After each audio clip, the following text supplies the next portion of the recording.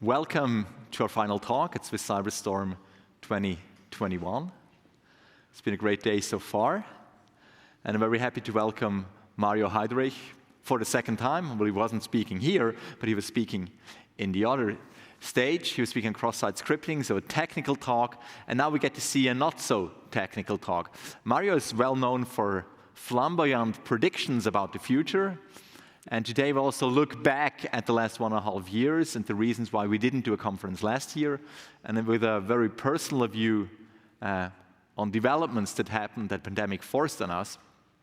And I'm very curious about what he's telling us. Please welcome Mario Heiderich from Berlin. Thank you very much. Thank you. Good evening, everybody. This is not an easy talk, and I'm accordingly nervous. Also, I don't really have any actual content because in the past 2 years, nothing really happened. And I'm trying to talk about that in some way that it actually makes sense and kind of summarizes what I have perceived, what maybe many of you have perceived, and what we as an industry have perceived. And let's get started on this. 2 years of nothing. My name is Mario. I'm coming from Berlin. I'm running a company. I'm maintaining a couple of open source projects. I'm a lecturer at the Ruhr University in Bochum. You can, of course, reach out to me after this talk, after you have questions, or if you want to drop me an email, that is also perfectly fine. And I would say, let's get started, and let's not waste any time. So, how long has it been for you? Like, when did you last time go to a conference? Was it like yesterday, the day before yesterday, a few months, or just 1 year? Or was it indeed like full 2 years? Because for me, it was like the full 2 years. I don't even remember anymore how this all works, like conferencing and socializing and giving talks and preparing for this kind of, like even dressing. So this is really strange. This whole travel thing, like how do you actually do this? How do you behave in a hotel? You get these cards and then what? And then you meet at the bar. How does it work? What do you do? I was actually confused going here and like wondering how these things work because it has been so long. And for 2 years, there was absolutely nothing at all. My autopilot didn't function anymore. When I pack stuff for my travels, I really need to think 3 times about what I'm actually packing because I can be sure that something's going to be forgotten. And as mentioned, just doing a talk. I'm really, really glad that I did like a replacement talk today so I could quickly relearn how it works and not jump into the cold water here on this big stage. So a lot of time has passed and nothing has happened and lots of things we just forgot about, how they actually work. I want to structure this closing note into 3 parts. The first one, I would like to talk a little bit about general observations that I made within those last 2 years. And in the second part, I would like to talk about a couple of professional observations, as in what did I, as a director of a security company, perceive? What did my team perceive? What did we as an industry actually perceive? What happened in the past 2 years? And in the third chapter, I'm going to be a bit personal. I'm going to talk about myself, how it was for me, and maybe you can find some parts of how I saw that also were the same for you. So let's see. And hopefully after that, we're going to be able to kind of reach a conclusion and might be able to look at the road ahead. So, general observations. I guess we all know what happened in the past 2 years. Very important disclaimer, I'm not an expert in anything, so pretty much everything that I say might be completely wrong. Most of it is just opinions, and I'm not trying to offend anyone, just I really want to get this out, because some of the things I have on my slides might actually be wrong, but just my viewpoint, and maybe you share it, maybe you don't, but let's see. In late 2019, it started to become noticeable for the most of us. And I think by now, pretty much everybody knows the timeline quite well, what actually happened, how it went down, how it started very, very small, with like small bits and items in the news, and then all of a sudden, everybody was talking about it. We talked about like clusters all over the place, some German cities, some areas in Austria, some areas in China and the States, and so on, and also in Switzerland. And we also noted that there was a bunch of waves washing over the countries, washing over societies, and there was like terrifying consequences and lots of losses. Lots of businesses went down because no one would be able to use their services anymore because lockdowns were preventing that. In some industries and in some sectors, businesses were falling like flies. In others, it was actually not that bad. But we saw a lot of people left and right who actually lost their jobs, who lost their businesses, or had severe, severe problems to endure. Trainers, for example, who specialized on web security trainings, on-site trainings, going to companies and talking to developers, they didn't have a job anymore. They could somehow manage to do this online, maybe, but if their curriculum wasn't optimized for that, then they had a problem. Consultants, same thing, who usually hang out in other people's companies and try to help. Event organizers, community managers, and many, many more really had to face dire consequences from all this. Other companies, other industries, and other branches of industries, well, they were more lucky. And I have to admit that us as penetration testers who mostly work from remote, from home, and just need a browser and a couple of tools, for us it was pretty good. And there was lots of more work that was coming at us, and I had the feeling that was basically coming from the fact that there were still security budgets in companies, but no one could spend those budgets anymore on those who actually had to come on site, so the budget needed to go somewhere else, to those who were working from home. And this was a noticeable effect because the amount of work that we faced over the past 2 years was ridiculously high, like burnout level high. And lots of people in my team actually had to fight hard to kind of not fall into this trap. But in the end, the effect was effectively stark imbalances between some people suffering hard and others not so much, or in completely different ways. What I noticed and what really made me sick was the fact that once the pandemic started, pretty much early on, cybercrime jumped on top of the thing right away and abused it to the very, very max. And meanwhile, there's like lots of research that we can actually have a look at that basically analyzes how much cybercrime there was out there, how it was carried out, how it was being deployed to people, and how attackers and criminals actually abuse the pandemics for their own profit and their own goals. And I tried to collect a couple of good links, and you can find them on the slides. You can check them out. There is some interesting material amongst those. Meanwhile, if you have a look at Google Scholar for malware and attacks that are themed with COVID-19 and similar topics, you can see that there's a massive spike in publications about them, and that this really like one of the topics that is like highly interesting for academia and for the industry as well. And we're not even talking about ransomware, because that also happened basically. Crypto Trojans being targeted at people who would, facing the fear of the pandemics, be more likely to click on things and execute things, and also that had a significant impact. There was whole hospitals being sent down just because the employees or the people on site were clicking on those links that were kind of transferred to them with the theme of something COVID-19 targeted. COVID-19 and phishing was really also experiencing a significant boost. And I have to say that during pen test campaigns, so during technically like ethical or white hat phishing campaigns, we also did this. We also used COVID-19 as a means of executing phishing attacks, because why wouldn't be? It would work, and it would actually give us clicks, and it would leak people's credentials, and we would have a thicker report in the end. But we did this for good, of course, to just like inform people and raise levels of awareness, and others didn't. And there's, again, lots of very interesting research that has been collected in the past months and weeks where you can find how this actually looked like. And there's this amazing website from Australia, that basically has a collection of screenshots from all the malware on the phishing campaigns that were COVID-19 themed. This one here, allegedly coming from the government, or tweets coming in, or more official-looking letters, or tax credit scams, or more WhatsApp messages and SMS and voucher phishing, and tons of things that were just trying to kind of get people rid of the last money that they still have. So for cybercrime, the pandemics, quite surprisingly, or not even surprisingly at all, was party time, because that was exactly what the cybercriminal needs. Something that is like as big as it can get, that basically causes fear and uncertainty and causes people to click on everything because they want to know what kind of information is there, or they need to learn about something, or they're just scared that if they miss something, it will have bad consequences for them. There was vaccination scams, mask scams, government impersonation, fake medication, fake news, fake donation drives. Literally everything that you can think of was being done in those past 2 years. So for criminals, that was a fantastic time. And unfortunately, we could also see that not just cyber criminals were abusing the pandemics for their own needs and for their own good.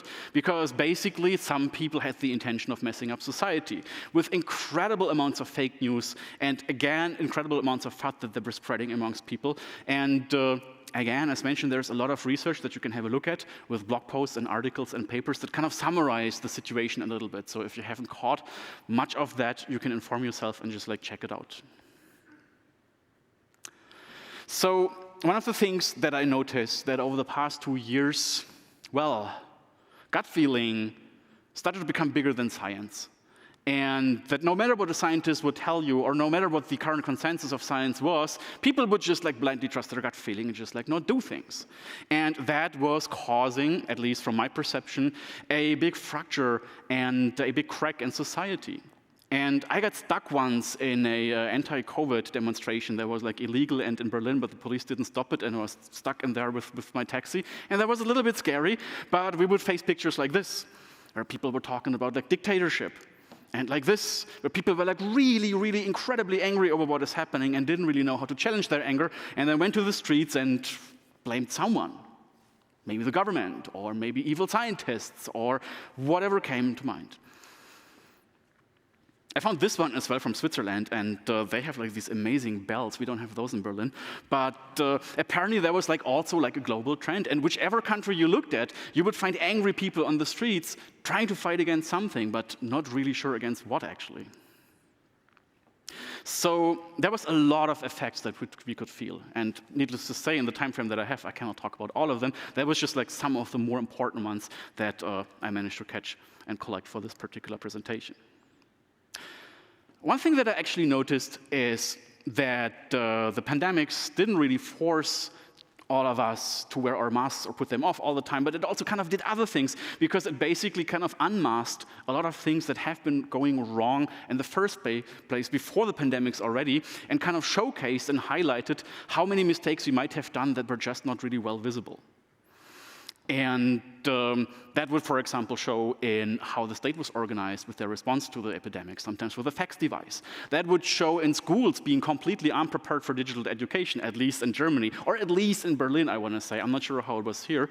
And generally, you could see that our society was not really ready for any form of crisis, and we really struggled hard to kind of get the most basic things done, such as, for example, school, or kindergarten, or hospitals, or ICUs. But we want to now close on chapter number 1 and the general observations and look at what kind of effects it had for us as an industry. So the professional observations that I made in the past 2 years were also quite shocking, or at least surprising. And, well, daily business changed a lot, at least from my perspective. In the first months of the pandemics, for me, it was just like as every single day. And with me, I'm talking about like as a person who runs a security company. Like nothing much changed. A couple of people said like, yeah, it's gonna be really bad very soon. But for a couple of months, nothing really changed. And still pen tests came in, and we still found bugs, and the team was still happy, and we still sent out reports. And all in all, things seemed to be very well under control. And I was thinking to myself, well, as someone who has been working in the home office for such a long time, I'm probably not just going to even notice anything regarding pandemics. It's just going to be fine. Let's just sweat it out. But then after some time, at least from my perspective, the lockdown effects, they hit, and they hit hard. Lots of people would consider working from home to be quite a dream. I do. I really like this. But apparently, that is not the case for everyone. And, well, it was noticeable that when collaborating with other people, the collaboration often became a nightmare because people got really, really thin-skinned. Sometimes people just disappeared without notice because they got sick and never really came back because they had long COVID, and you would never know what happened. Projects got canceled last second. So after 3 or 4 months into the pandemic, it really started to show the whole chaos. People would be like really aggressive over the phone or via emails, were pushy, extremely thin-skinned, and it was noticeable that everybody was like extremely stressed from sitting at home during lockdown and not being able to do anything at all and being deprived of anything social. And I sometimes had the feeling that every task that I solved in my daily business was giving birth to at least 3 new ones, and it just like didn't end. And I had times where I was working from 8 o'clock in the morning to 8 o'clock in the evening every single day because otherwise it wasn't even manageable. So that was not exactly a dream situation with home office. And well, in the end, we needed to kind of realize and see that home office isn't good if you're forced to do this, and that some people suffer a lot from it, and that the consequences of that are actually measurable. There is research that, or an article that came out in April 2019, mind the date, that was pre-pandemics. And Forbes was wondering, are home offices fueling a mental health crisis? And then once we got forced to sit in the home office because there was no other way of actually doing this, people realized, yup, that is actually the case, working from home and depression. And there is meanwhile a huge body of research that actually covers that and that helps to understand the mechanics of why people actually freak out when sitting at home and can't do anything at all. And that, of course, also has a significant effect on the quality of the work that they deliver. And that is something that we then would notice as pen testers or as code auditors. One of the days we sent out a quote, and this quote went back and forth and back and forth and back and forth every single. It was like incredibly hard to work with this particular client. And in the end, they sent us an edited version of the PDF with comments in there, and they complained that between the number of days and the daily rates and the actual value of our daily rate, there was like this one-letter word, like the "a" with the accent grave from French, that basically says, you have so many days with that particular rate. And they said like, this actually doesn't really fly for us, this one little tiny thing. Please change it and make sure that it's being changed. And they added 3 comments for that. And that stuff happened every single day. We were drowning in nitpicks. That was absurd. Everybody had something to say. Everybody deflected work. It was like, I have too much to do something else for me, do this, fix that. And that continued for weeks and months, if not longer. There was also funny moments, which was pretty good. So I remember all the Zoom fails. And of course, there's the classic of like not hearing people or them having the microphone off, or you hearing too much or seeing too much because they forget that they still have the camera on. Yes, that happened. Then people who were experimenting with backgrounds or even animated backgrounds. I hate those. Or, well, there was this one story that was like super funny. I was in a Zoom call with a client, and she was sitting at home and I was sitting at home, and our doorbell rang because an Amazon delivery came, and her dog was freaking out because that dog heard the doorbell and just like ran to the door, and she was, no, that was Mario's bell, it's all good.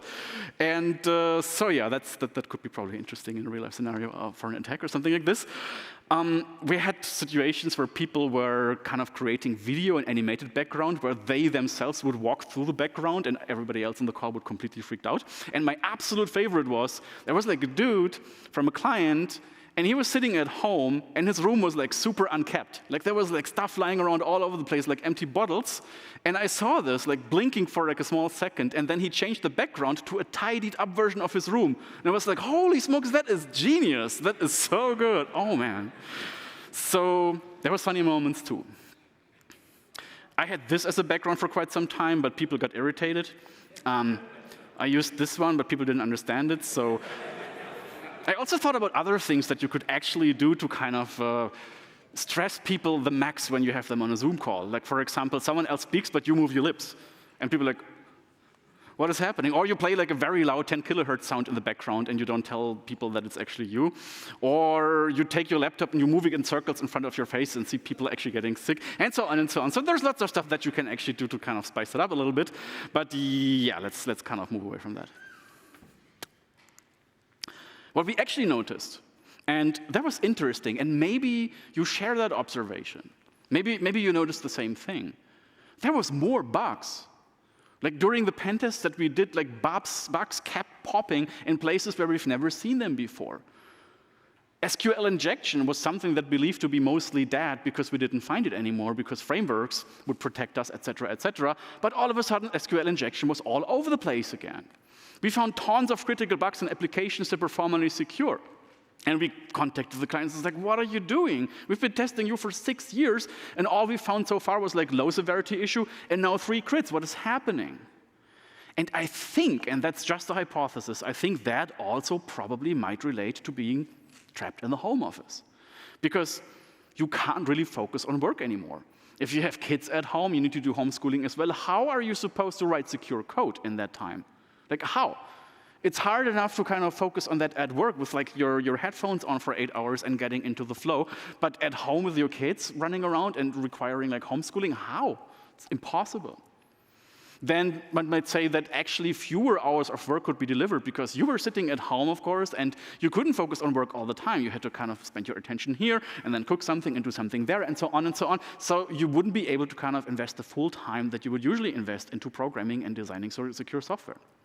And I think the most important aspect is actually no more peer reviews and missing quality assurance. Like there was no more any means of someone sitting down next to you and looking at the code and saying, I think this is like a little bit insecure. You could maybe do this via GitHub, but it's just not the same. No more pair programming, no more QA, no more team development, no more sessions in the morning where you discuss your latest commits. All that was, of course, gone or done remotely, or there was just like too much work that people couldn't fit it in anymore. And that showed dramatically, at least in our opinion, from our perspective, way more findings, way more bugs, way more crits, which again is of course very useful for the cyber criminals because they can go ahead and exploit them and abuse them.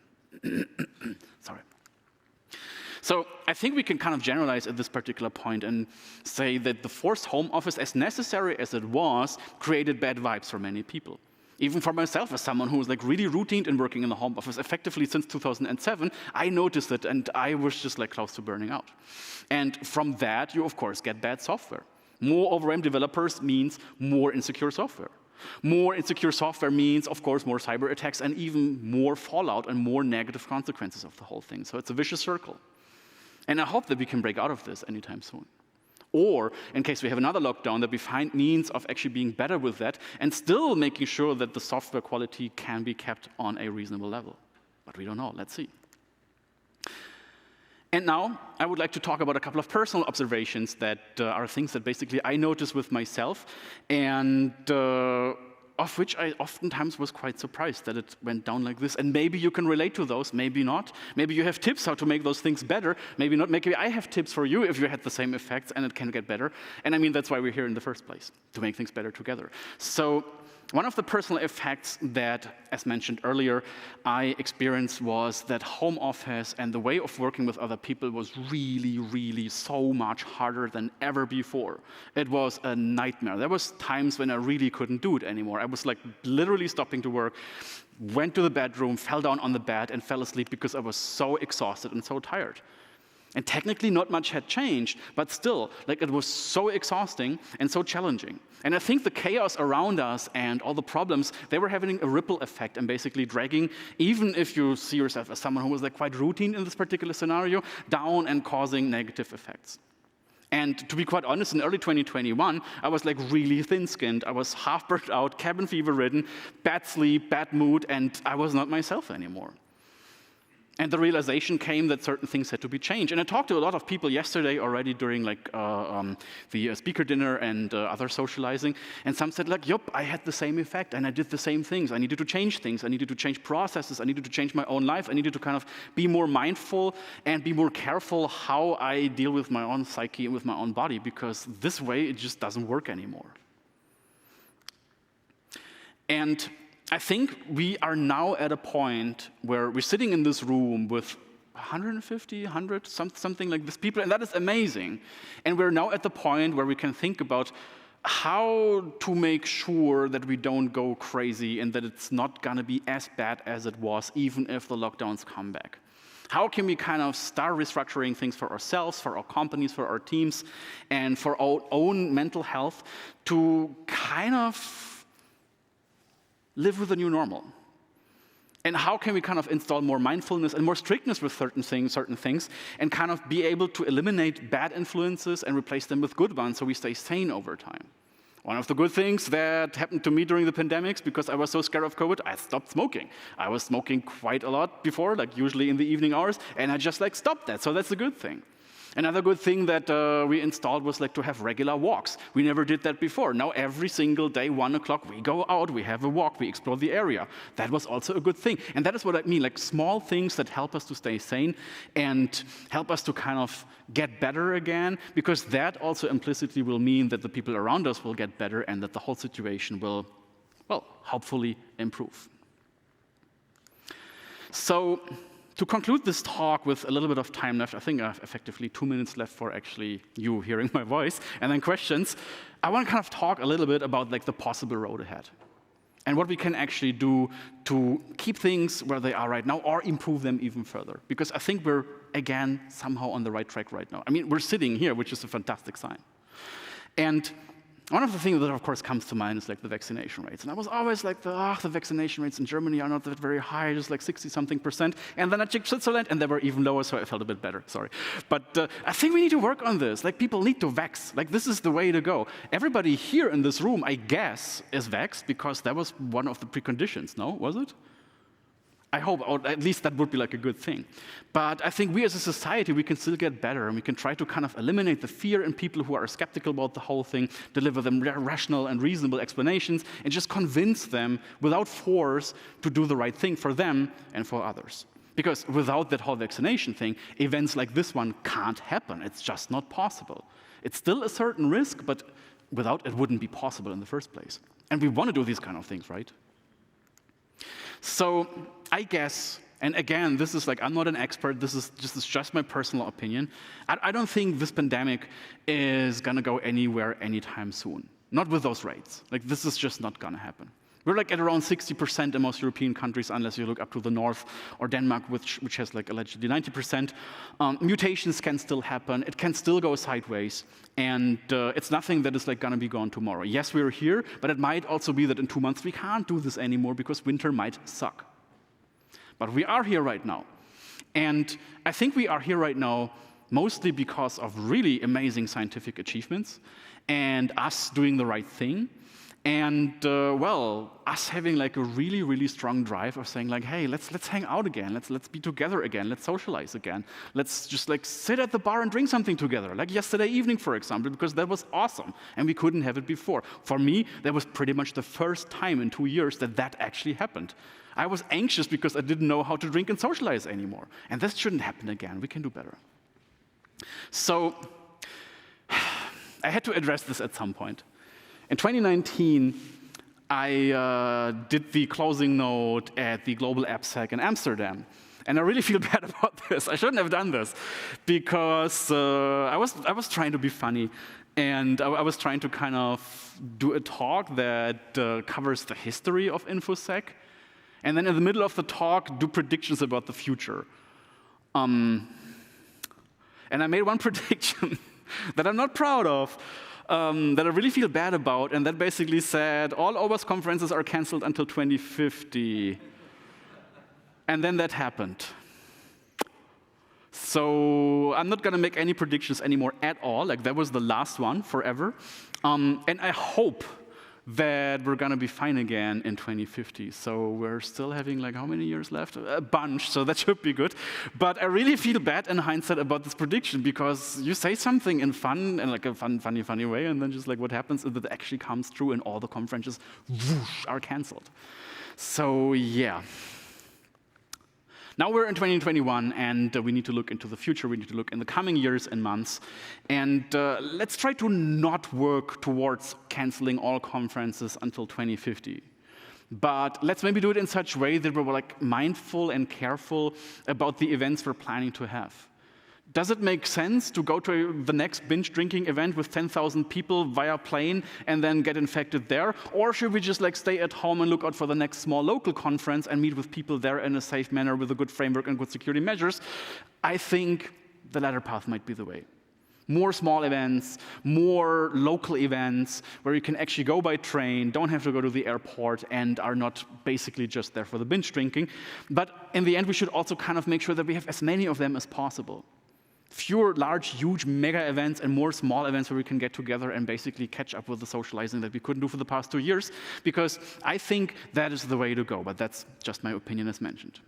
And my last recommendation would be, and that is something that I had to kind of work hard on for myself as well, is let's try to wake up from the pandemic's blues. And let's realize that certain things can be done again. It's actually fine to do them again. Then let's do them. Let's go to restaurants again. Let's have small conferences again. Let's hang out again. Let's do it as long as it works, because we don't know how winter is gonna be. So let's do it nicely and safely and reasonably and mindfully. And I think then we have a good chance to not see another lockdown, to not see an actual cancellation of all OWASP conferences until 2050. And then we can actually meet here in a couple of months or in a year, or however this is gonna turn out. And this is pretty much my final call. We talked about the 2 years of nothing, and now we have the chance to actually be here and sit together and think about how we can close that gap of 2 years of nothing and make sure that this is not happening again. And this is actually all that I have in terms of material. Thank you very much.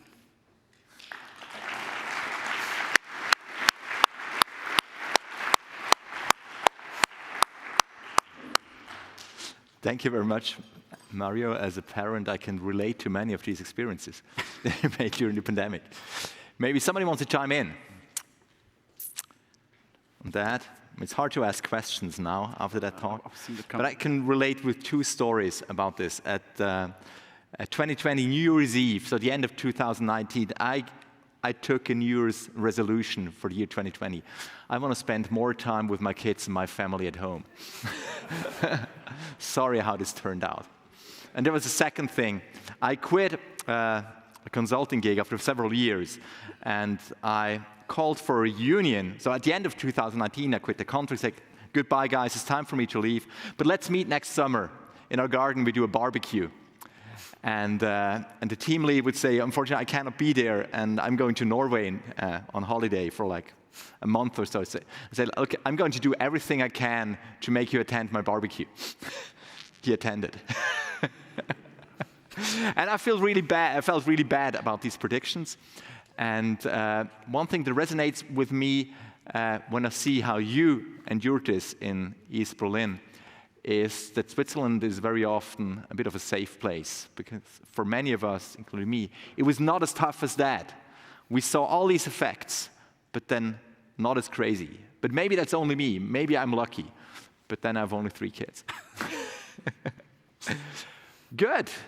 Thank you very much, Mario. Cool. Thank you very much for having me. And having you twice. Yes. But I'll still give you a second pack of chocolate. Awesome. Also because you're here with Paula, your wife. Fantastic. So you're taking care of that, Paula. Very good. Thank you for having you. Thank you, Mario. Thank you so much. Thank you.